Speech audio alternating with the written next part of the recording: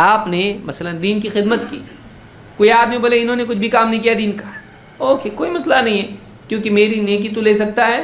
کسی اجتماع میں آپ نے کام کیا، مسجد تعمیر آپ نے کی، غریبوں اور فقیروں کو آپ نے کھلایا، آپ نے لوگوں کو دین کی بات سمجھائی، بہت کچھ آپ نے کیا۔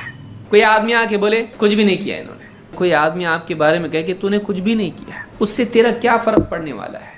کیا تیری نیکیاں جو نام اعمال میں فرشتوں نے لکھی ہے اس کے اس طرح سے بولنے سے وہ نیکیاں ختم ہو جائیں گی؟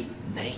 جب تو اپنے آپ کو جان چکا ہے، کوئی آپ تجھ کو جانے یا نہ جانے، تو جانتا ہے تو کیا چیز ہے، تو جانتا ہے تو نے کیا کیا ہے، تو جانتا ہے تیرے عیوب کیا ہیں۔ جب تو اپنے آپ کو پہچان لے تو پھر کسی اور کا تیرے بارے میں کچھ کہنا تجھ کو کچھ نقصان نہیں دے سکتا ہے، چاہے وہ اچھا بولے یا برا بولے۔ تو جانتا ہے تیرے عیوب کو، پھر کوئی تیری تعریف کرے کچھ فرق نہیں پڑتا ہے، تو جانتا ہے تو عیب والا ہے، تو جانتا ہے تو اچھا ہے، تو نے نیکیاں کی ہیں، تو نے بہت کچھ خیر کا کام کیا ہے، کوئی کہے نہیں کیا تو نے، کچھ نقصان نہیں ہونے والا ہے۔